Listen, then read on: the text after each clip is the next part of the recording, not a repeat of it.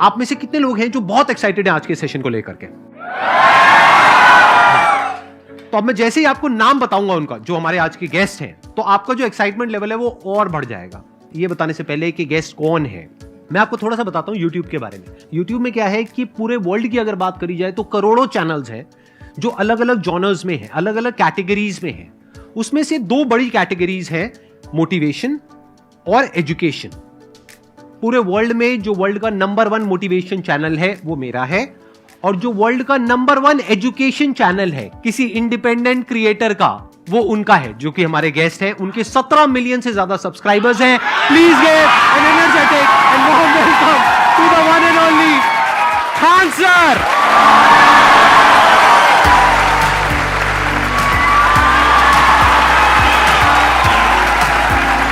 क्या हाल चाल जी, कैसे हैं आप?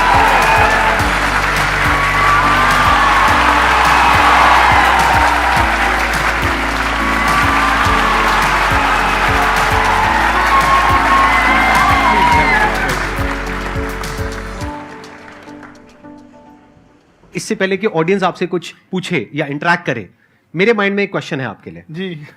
जो बच्चे हैं वो आपके इतने दीवाने क्यों हैं, इतने पागल क्यों हैं आपके पीछे? मतलब मेरे कमेंट सेक्शन में भरा पड़ा था, खान सर कब आएंगे, खान सर कब आएंगे।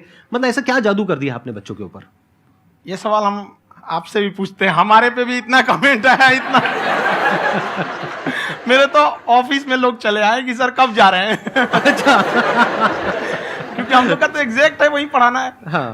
तो देखिए, हम लोग का मेन है कि बच्चों को जो जरूरत रहती है कि अगर लड़का पढ़ने आया रहा ना, उसके मन में कोई डाउट ना रह जाए। हम उसको कहते हैं कि हम तुम्हें पढ़ा रहे हैं, दम है तो भूल के दिखाओ, याद करके नहीं।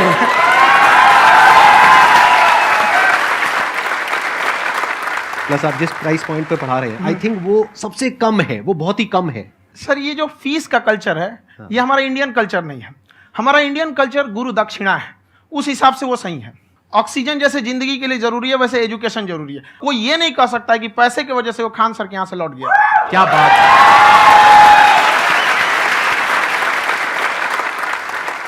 मैंने देखा कि आपका ये जो चैनल है कि ये पिछले 3 साल के अंदर अंदर ही ग्रो किया है। हमको जब चैनल शुरू हुआ तो एक दिन में हम 4-5 वीडियो बनाए।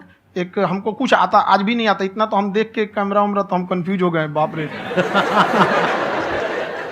तो हम एक ही दिन में वीडियो शूट किया, पढ़ाने वाला टॉपिक था हमको। उसके बाद कभी वीडियो नहीं, 6-7 वीडियो एक ही बार शूट कर लिए। और एक जो थे जिनका कैमरा वगैरह था, मेरे पास कैमरे भी नहीं थे उस टाइम, और कैमरा 35,000 का था। तो 6 महीना इसी में लग गया, जो 35,000 इसी में फंस जाएगा। तो उनके कैमरे से शूट किए, उन्होंने कोई चार्ज लिया, उसके बाद हम छोड़ ही दिए। लॉकडाउन लगा, तब हम कहें आप कैसे पढ़ाएंगे? वो तो 1 दिन 2 दिन करते करते अचानक लंबा हो गया। तब हमको याद आया कि ओहो, मेरा एक चैनल भी है वहाँ पे। तो उस समय उस पर लगभग 30,000 सब्सक्राइबर हो चुके थे। तो जैसे लॉकडाउन लगा तो उस पर पढ़ाना चालू किया, और पता नहीं क्या लोगों को पढ़ाई में इतना इंटरेस्ट आ गया कि आपका स्टाइल ऐसा है थोड़ा सा, आप आई थिंक पढ़ाई के साथ साथ में जो बीच बीच में आप थोड़ा बहुत छोड़ते रहते हैं ना, मतलब जो एंटरटेनमेंट चलता रहता है। ये बात हम देखिए, जब हम गुलाम थे ना, तो अंग्रेजों ने एक चाल चला था कि भारत को हम फिजिकली गुलाम रखेंगे 100-200 साल, मेंटली 1000 साल कर देंगे। उन्होंने पढ़ाई का मॉडल चेंज कर दिया। उन्होंने ऐसा डिजाइन किया कि ये टीचर की रिस्पॉन्सिबिलिटी है, वो पढ़ा के चला जाए। टीचर की रिस्पॉन्सिबिलिटी यहां खत्म नहीं हो जाती। पढ़ाना तो कोई भी पढ़ा सकता है, टीचर की इससे बड़ी रिस्पॉन्सिबिलिटी होती है उसे समझाना। वो समझा कि नहीं समझा। अगर लड़का आपके समझाने के बाद डाउट रह गया तो ये आपकी गलती है। लड़का हमसे पूछता है सर इतनी भीड़ है आपके पास, तो कहे सर डाउट कैसे पूछेंगे? हम कह रहे यार तुम्हारा डाउट बचेगा तब ना पूछेगा तुम डाउट यहाँ पे।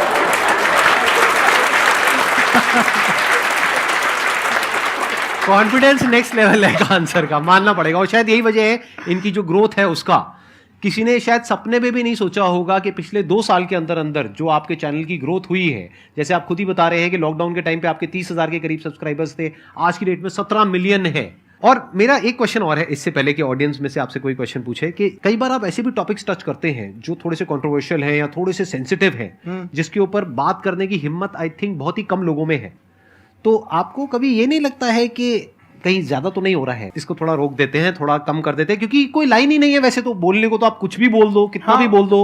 हुई है कंट्रोवर्सी बहुत बार। एक्चुअली बचपन से हमको फौज में जाना था, और फौज वालों के लिए ये सब मायने नहीं रखता। उसको करना है मतलब करना है, तुम सामने कुछ भी रहो, डजंट मैटर।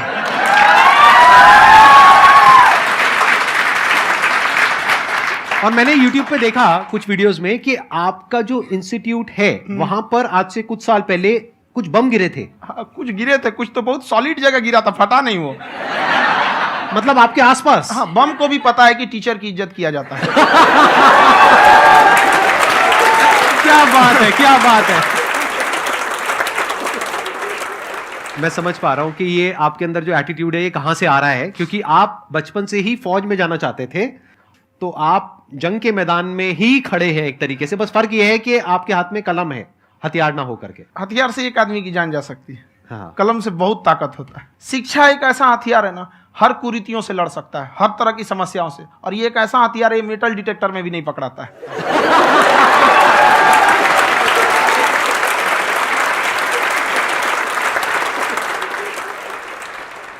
मेरा क्वेश्चन ये है कि अभी प्राइवेट ऑर्गेनाइजेशंस में पीटने का, पनिशमेंट का ये सिस्टम जो है खत्म हो गया है।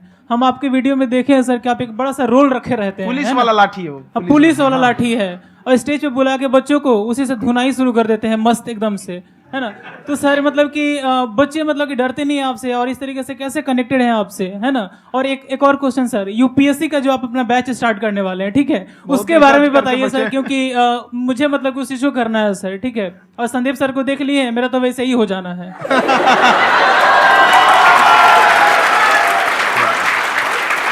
क्या हो जाना है? मेरा पूरा कंप्लीट करो। I'll be an IAS officer next year because I have seen you, sir. My day is like complete, sir. All the best. Thank you so much, sir. Thank you. पूरा बोला करो। Thank you. देखिए, लड़कों को जहां तक पीटने की बात है, जब पढ़ाने की बात आएगी तो उसको हम पूरे बेहतरीन ढंग से पढ़ाएंगे। लेकिन जब सजा देने की बात आएगी ना, तो वो भी बेहतरीन ढंग से होगा। ऐसा थोड़ी होगा कि बस एक ही चीज बेहतरीन ढंग से होगा। और डर का होना बहुत जरूरी है। ये डर भी अपने आप में एक मोटिवेशन है, क्योंकि जब आपके अंदर एक थोड़ा सा डर रहे ना, तो डर के भागिए मत। एक ऐसा डर जिसको आप लगे कि नहीं नहीं थोड़ा सा और करने की जरूरत है, फिर तो ये हम इसको क्रॉस कर जाएंगे आप। तो लड़कों के अंदर ये डर बनाना भी जरूरी रहता है। और रही बात यूपीएससी वाले की, जो आपने बोला, बहुत सारे लड़के वेट कर रहे हैं यूपीएससी की, क्योंकि 2-2.5 लाख फीस सारे लोग एफोर्ड नहीं कर सकते। और हमारा वही रहता है, हम तो ज्यादातर हमारे स्टूडेंट देखेंगे तो किसी के रिक्शा वाला, सब्जी वाला, यही लोग, इनको तो 2.5 लाख रुपया, इनके पास पूरी संपत्ति नहीं होती है, फीस कहाँ से भरेंगे वहां पे, उसके बाद रहेंगे कहाँ से। तो ऑल ओवर इंडिया से, कश्मीर से कन्याकुमारी तक, गरीब से गरीब भी लड़का उसको पढ़ सकता है। यही कुछ 1000 रुपये मंथली, 12-14 हजार साल का पड़ेगा, खत्म हो जाएगा इतना में।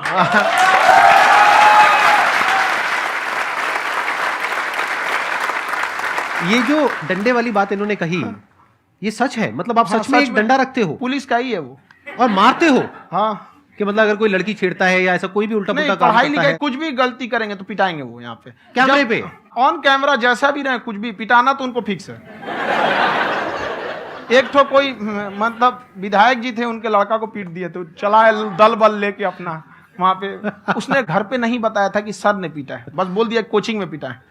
बाद में पता चला हम पीटे हैं, तो उसके पिताजी मेरे सामने और पीटे।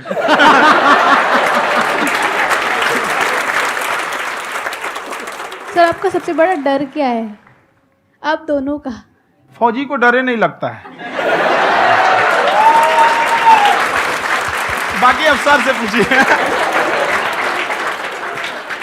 आज के सेशन से पहले कोई डर नहीं था, लेकिन अब मुझे इनकी डंडे वाली कहानियां सुन करके डर लग रहा है कि कहीं मैंने गलती से कुछ बोल दिया और इन्होंने कहीं पीछे कुछ रखा हुआ है, और यहीं आ करके अगर इन्होंने मेरी पिटाई कर दी तो बहुत बुरा हो जाएगा। तो इसलिए हमको थोड़ा डर लग रहा है।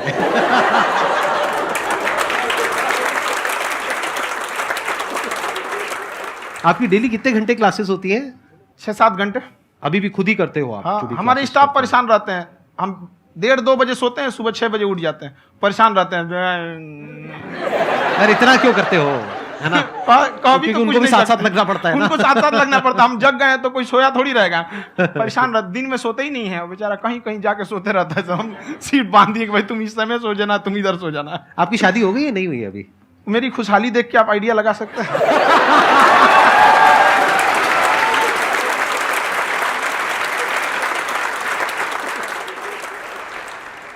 First of all I would like to say sir thank you so much to you and to your team कि आपने मुझे यहाँ आने का मौका दिया।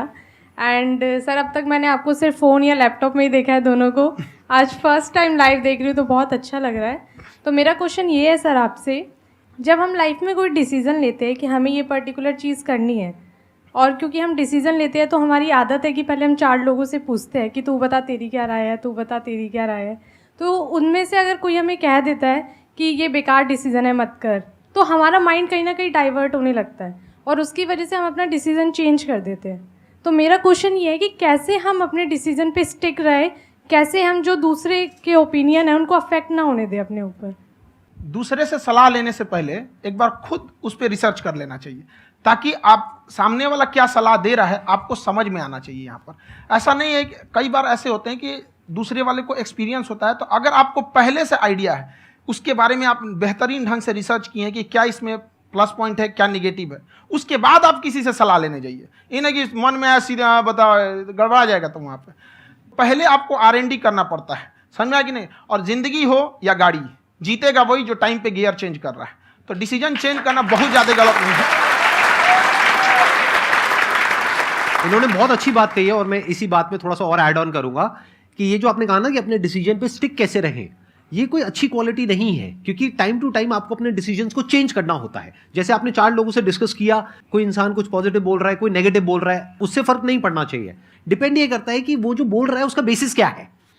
क्या वो किसी नॉलेज या एक्सपीरियंस के बेस पे बोल रहा है या ऐसे ही कुछ भी बोल रहा है? ऐसे ही बोल रहा है तो फिर उसकी बात पे ध्यान क्यों दे रहे हो? अगर किसी नॉलेज या एक्सपीरियंस के बेस पे बोल रहा है, फिर चाहे वो पॉजिटिव बोल रहा है चाहे नेगेटिव बोल रहा है, दोनों ही मायने रखता है। उसके बाद में रिसर्च करनी है और फिर रिसर्च करने के बाद में फाइनल डिसीजन अपना खुद का होना चाहिए। अब वो डिसीजन उससे अलग भी हो सकता है जो आपने पहले लिया था, और वो सेम भी हो सकता है।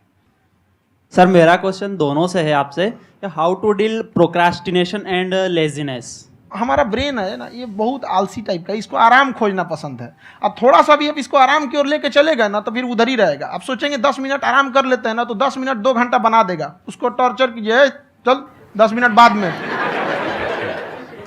उसको आप उस पर हावी मत, वो कह रहा है कि हमको आराम चाहिए, आपको हाँ आराम मिलेगा, पहले काम फिर मिलेगा आराम।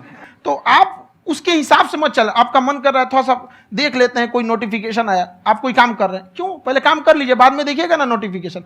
आप हावी मत होने दीजिए यहाँ पे। अगर आप 5 मिनट भी थोड़ा सा लूज पड़े ना, थोड़ा सा कमर सीधा कर लेते हैं, 2 घंटा बर्बाद कर दिया आपको। हावी मत होने दीजिएगा उसको अपने ऊपर। प्रोक्रेस्टिनेशन को तोड़ने का एक ही तरीका है, सबसे छोटे लेवल पे ले जा करके उस गोल को तोड़ दो। यानी वो गोल बहुत बड़ा है, उसको ब्रेक डाउन करो, उसके सबसे पहले स्टेप पे आ जाओ कि उसको अचीव करने का सबसे पहला स्टेप क्या है। जैसे गाड़ी चलाना सीखना है, उसका सबसे पहला स्टेप क्या है। अगर घर में कोई नहीं है सिखाने वाला या सिखाने वाली, तो बाहर जा करके जो गाड़ी का ड्राइविंग स्कूल है उधर जा करके पैसे दे दो। अब फंस गए ना, तो फंसा दो अपने आप को। दिमाग ये लगाओ कि अपने आप को कैसे फंसाया जाए। जब हम फंस जाते हैं ना, तो फिर हमको वो काम करना ही पड़ता है। Then there is no looking back. जब तक आप सोच रहे हो तब तक सोच रहे हो, उसको बोलते हैं पैरालिसिस ऑफ एनालिसिस, कि आप सोचते चले जा रहे हो अपने माइंड में, मैं ये करूंगा वो करूंगा वो करूंगा वो करूंगा, और प्रोक्रेस्टिनेट हो रहा है, वो चीज टलती चली जा रही है। तो उसको छोटे से छोटे लेवल पे ब्रेक डाउन करके उसको कर दो, दैट इज नंबर 1। और जैसे ही करना शुरू करते हो, कोशिश करो कि उसको जब तक कि आप सही से नहीं कर लेते हो, उसको छोड़ना नहीं है, तो आपकी लेजीनेस भी खत्म हो जाएगी। कई लोगों को तो हमने देखा जो सप्ताह में कुछ भी नहीं करता, वो भी संडे को आराम कर रहा है।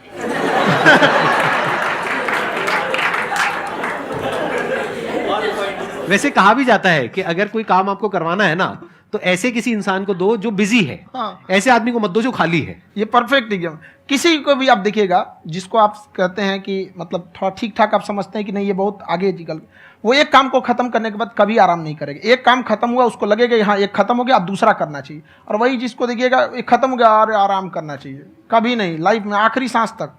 सर यहाँ पे सब हिंदी में पूछते हैं, इंग्लिश में पूछते हैं, मैं भोजपुरी में पूछूं? जौन भाषा ठीक लगे तोने में पूछ दो। हाँ सर। सर ये पूछे के चाहते नहीं कि जैसे हमने के पढ़ाई करे नहीं सर, तो कभी कभी डेली टारगेट्स जो होला वो कंप्लीट ना होला। अगर टारगेट्स कंप्लीट भी होला तो फिर ऐसा इरिटेशन या फिर वो एंजाइटी या फिर कि और करना है या फिर अभी नहीं हुआ, वो चीज़ हमेशा रहेला। तो वो कम कैसे करल जाए? देखिए टारगेट्स को ना हम लोग को एक अपने हिसाब से पहले फिट करना चाहिए। ऐसा नहीं कि दूसरे किसी इंसान को देख के हम टारगेट फिट कर ले। कोई लड़का 8 घंटा पढ़ रहा है, कोई पहली बार अभी पढ़ना ही चालू किया, उसको देख के 8 घंटा पढ़ेगा तो पढ़ाई छोड़ देगा। तो आप अपनी क्षमता के हिसाब से देखिए कि आप कितना पढ़ सकते हैं। अगर आपने एक घंटे को बना लिया कि हम 1 घंटा पढ़ सकते हैं, अगले 1 हफ्ते तक उसको सस्टेन रखिए। जिम में कैसे करते हैं लोग, पहले दिन उठा लीजिएगा 1 कुंटल तो हार्ट अटैक हो जाएगा।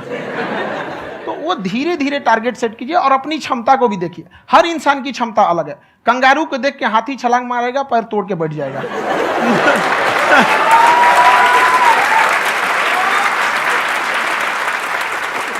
अब संदीप सर का मोटिवेशन देख के इसका मतलब क्या कि ट्रेन के आगे खड़ा हो जाएंगे, ढकेल देंगे तुमको। हालांकि ऐसा कर देते हैं, लेकिन ऐसा करिएगा लोग नहीं, क्षमता पता होना चाहिए। आपके अंदर एंजाइटी हो रही है कि मैंने कर तो लिया है, आप ये नहीं कह रहे कि मैंने कुछ भी नहीं किया है फिर मेरे को एंजाइटी हो रही है, आप ये कह रहे हो मैंने काफी कुछ कर लिया है फिर भी एंजाइटी हो रही है कि कहीं कुछ छूट तो नहीं गया है। तो बेसिकली आपको ये देखना है कि अगर आपके अंदर ये एंजाइटी हो रही है, that means you are a very good student, आप एक अच्छे स्टूडेंट हो। क्यों? क्योंकि बहुत सारे स्टूडेंट्स तो ऐसे हैं उनको पढ़ने के नाम से एंजाइटी होती है। तो आपको एंजाइटी हो रही है कि मैंने पढ़ लिया, दिन में मानो 8 घंटे का आपने टारगेट सेट किया और 6 घंटे पढ़ लिया, या मान लो 8 घंटे भी पढ़ लिया, फिर भी एंजाइटी हो रही है कि मैंने 10 घंटे नहीं पढ़ा। तो ये तो अच्छी क्वालिटी है ना, ये तो एक ब्रिलियंट स्टूडेंट की क्वालिटी है, क्योंकि एंजाइटी उसी को होती है जो केयर करता है, जिसको परवाह है, उसी की तो एंजाइटी होती है। जैसे माँ को अपने बच्चे की, जैसे एक माँ को अपने बच्चे को लेकर के एंजाइटी होती है। हंस लो मजाक उड़ा लो मेरा। कोई बात नहीं, एडिट कर देंगे इसको हम। हाँ।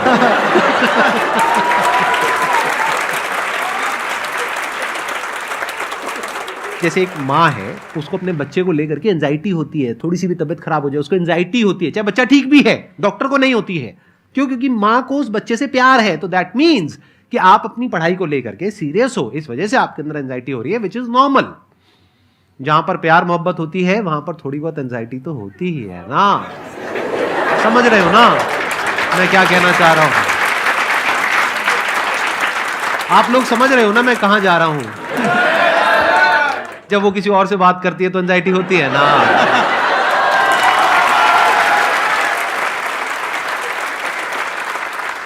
सर आपकी स्टोरी हमने सुनी थी, तो एक टाइम आया था जब आप गंगा किनारे जाके बैठ गए थे, उस समय आपको कुछ समझ नहीं आ रहा था। तो उस समय मतलब आपने ये डिसीजन कैसे लिया कि अब आगे नहीं, यहाँ से वापस जाना है? रास्ता ही नहीं था। घर जाने के लिए एटलीस्ट 90 रुपए चाहिए थे, जेब में 40 रुपए थे, कैसे घर जाते हैं? और हम गंगा के किनारे चुपचाप बैठे बैठे हम कहें कि अब बहुत टेंशन हो गया, अब घर जाना चाहिए। रूम पे तो किराए के रूम पे ही आदमी सारे लोग रहते, गए वहाँ पे तो रूम लॉक हो गया था। तुम खटखटाएं तो ऊपर से गुस्सा से बोले जो ऑनर थे, क्या टाइम हो गया है? तुम कहीं 9-10 बज रहा होगा, घड़ी देखिए तो 2 बज रहा था रात का, 2-2:30 बज गया था वहाँ। टेंशन में आप तो होता है, कई बार ऐसा समय आएगा कि लगेगा जैसे अब कुछ नहीं हो सकता है। तो इससे घबराना नहीं है, कभी कभी गुच्छे की आखिरी चाबी भी ताला खोल देती है। जो बातें आपने बताई कि घर में प्रॉब्लम्स ये वो, ये तो बहुत लोगों ने फेस करी वहां पर, आप अकेले नहीं है, बहुत लोगों ने ये प्रॉब्लम्स फेस करी, बहुत तरह की प्रॉब्लम्स देखी, बहुत तरह की स्ट्रगल्स देखी, लेकिन वो सब इतने कामयाब नहीं हो पाए जितने कि आप हुए। तो आपके अंदर ऐसा कुछ ना कुछ है जो औरों के अंदर नहीं है। तो वो मैं जानना चाह रहा हूं कि वो ऐसा क्या था जहां से कि आपका दिमाग यहां तक सोच पा रहा है कि मैं पूरे इंडिया में इतने बड़े लेवल का चेंज लेकर के आ सकता हूं, एजुकेशन फील्ड में रेवोल्यूशन लेकर के आ सकता हूं। ये सोचना ही बहुत लोगों के बस का नहीं है। मेरी एक खुद की थिंकिंग, अगर हमको कोई 100 रुपए किसी काम के लिए दिया, हम सबसे यही कहते हैं, तो हम कोशिश करते हैं उसे 200 का रिटर्न दे। अगर कोई हमसे 200 रुपया फीस दे रहा है, 250 दे रहा है, तो हम उसको ये कोशिश करते हैं कि तुम्हें ऐसा लगे कि नहीं भैया हमने 10-20 हज़ार का पढ़ लिया यहाँ पर। वो ईमानदारी से कभी कमी नहीं। और हमेशा अगर हम प्रॉमिस X का करते हैं तो डिलीवर 4X करना चाहते हैं। ध्यान से सुनना और ध्यान से समझना इस फर्क को, अगर आप समझ पाए तो बहुत आगे जाओगे लाइफ में। एक वो होते हैं जो ये सोचते हैं कि हमें सब कुछ मिल जाए, हमें कुछ भी करना ना पड़े। दूसरी कैटेगरी होती है लोगों की जिनको जितना मिलता है उसमें भी चोरी चकारी करते हैं या कोशिश करते हैं कि उससे कम दे सामने वाले को जितना कि हमें मिल रहा है। तीसरी कैटेगरी होती है लोगों की जो इनके जैसे लोग होते हैं, वो क्या करते हैं, वो ये सोचते हैं कि अगर मैंने किसी से 1 रुपए भी लिया, देखा जाए तो 200-250 रुपए कुछ भी नहीं होता है, 200-250 रुपए अगर मैंने लिया तो कैसे उसको 400 रुपए की वैल्यू दूं। ये जो थिंकिंग है ना, यही एक फर्क होता है एक ऐसे इंसान में जो बहुत आगे निकल जाता है और उस इंसान में जो मीडियोकर रह जाता है। आप अपने आप को अपने आप के ऊपर समय दीजिए, उसको डेवलप कीजिए। जब आप अपने आप के ऊपर खर्च करते हैं तो आने वाले समय में लोग गूगल पे आपको सर्च करते हैं। क्या बात है सर, ये आपने अभी बनाया है या ये कोई पुराना आपका वो है? बनते रहता है इसे, फ्लो में बन जाता है। आपके अंदर ना सर एक कवि छुपा हुआ है कहीं ना कहीं जो बाहर आना चाहता है। कभी ना कभी आपने सोचा होगा कुछ। हाँ, कभी कभी देखिए, एक चीज है, संगत का बहुत अच्छा असर पड़ता है। ये चीज को हमेशा, संगति का मतलब लोग हल्के में ले लेते हैं। संगति का मतलब होता है संग संग गति। तो अच्छे लोग के साथ रहेंगे तो संग संग अच्छी गति होती जाएगी, खराब में रहेंगे तो ये भी होता है। बट अपने आप को थोड़ा सोचना चाहिए कि हम केवल जी के मर जाएं इसके लिए नहीं आए हैं। लोग कहते हैं कि सर नाम क्यों नहीं बताते अपना। हमारी एक ही सोच है कि जाने के बाद इस दुनिया से हमको मतलब एक चीज देना चाहते हैं स्टूडेंट्स को, कि वो याद करें कि इस पैसे की भाग दौड़ की दुनिया में हर कोई दोनों हाथ से लूटने में लगा है, खाली हाथ जाने के लिए ये सबको लगा है। तो हर कोई को ये सोचना चाहिए कि था कोई इंसान जो इतने कम फीस में इतनी शिक्षा जो महंगी थी, जो कमाने का रास्ता था, उसको भी एकदम कंपटीशन इतना कर दिया कि अब लोगों को अपनी फीस बढ़ाने में डर लगता है कि अरे यार, लड़का कमेंट करता है कि खान सर इतना ले रहे हैं, आप बहुत बड़ा टीचर हो गए।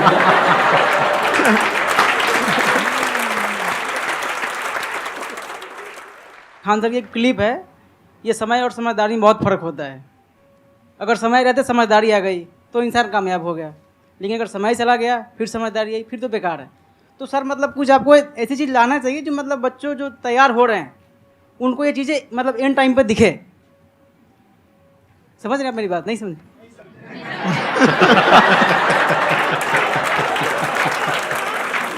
यही होता है सर, सर का मोटिवेशन ज्यादा हो जाता है।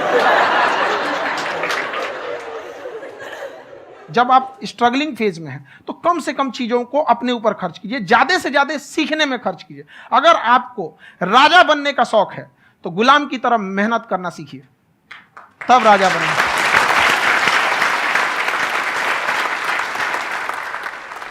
ये दुख, ये दर्द, ये सब तेरे अंदर है। तू अपने बनाए इस पिंजड़े से बाहर निकल के देख, तू अपने आप में एक सिकंदर है।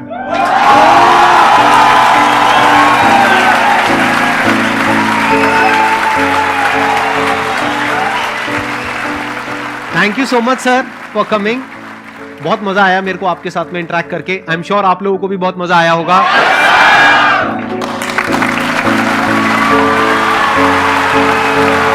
Thank you so much ji.